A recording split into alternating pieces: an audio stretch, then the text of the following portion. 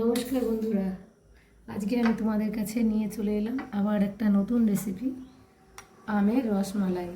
দেখো কত সুন্দর।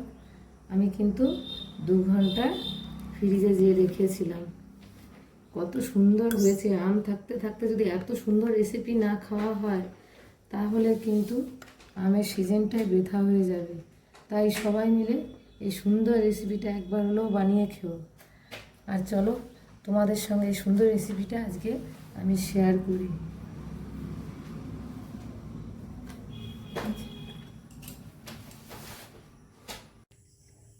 নিয়ে নিয়েছি 4টে আম। এবার আমি আমগুলো কেটে নেব। এবার আমগুলোকে আমি ছুলে নেব।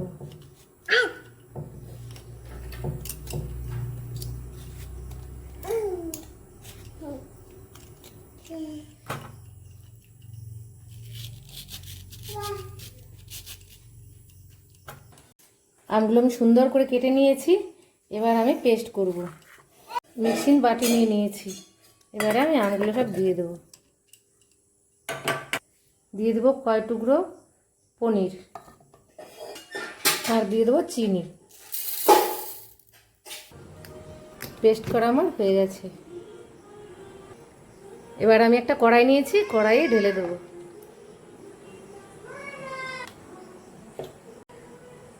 একটু থেতে করে রাখা এলাচ দিয়ে দিচ্ছি।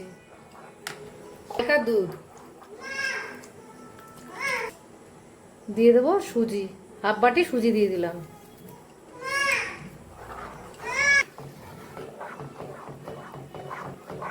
এইভাবে আমার নাড়তে হবে, তারপরে আস্তে আস্তে এটা শুকাবে। এভাবে আমার নেড়ে যেতে হবে যাতে নিচে না লেগে যায়। নাড়তে নাড়তে আমার একটা ডোর মতো কিন্তু হয়ে গেছে। এবার আমি গ্যাসটা অফ করে দেবো।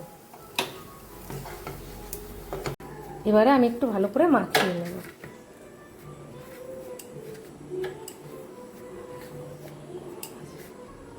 এবারে হাতে আমি একটু ঘি মাখিয়ে নিলাম।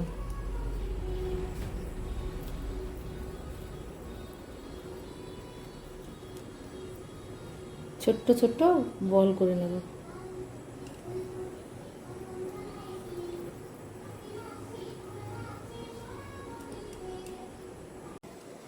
আমের বলগুলো আমার করা হয়ে গেছে।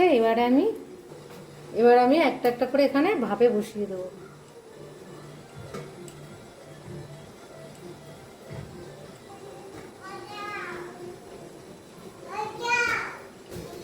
এবার আমি 5 মিনিটের জন্য ঢেকে দিচ্ছি।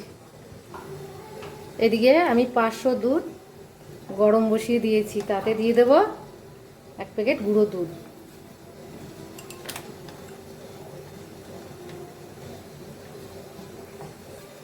দিয়ে দিচ্ছি হাফ বাটির একটু বেশি চিনি।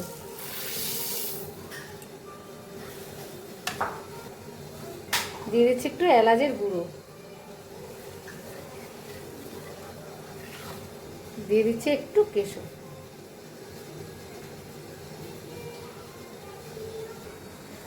আমটা আমার ভাপ দেওয়া হয়ে গেছে। বলসগুলো আমার সিদ্ধ হয়ে গেছে। আমি সব গরম দুধে দিয়ে দেবো।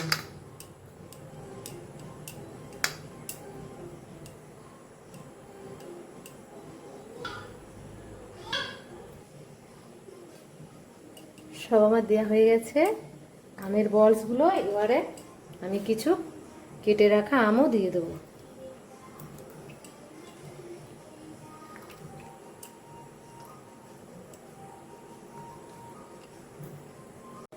আমার রেডি হয়ে গেল। দেখো কত সুন্দর লাগছে। আমার এই ভিডিওটি যদি তোমাদের ভালো লেগে থাকে তাহলে একটা লাইক কমেন্ট শেয়ার করে দিও। উপর দিয়ে কিছু ছিটিয়ে দিচ্ছি আমন্ড বাদাম।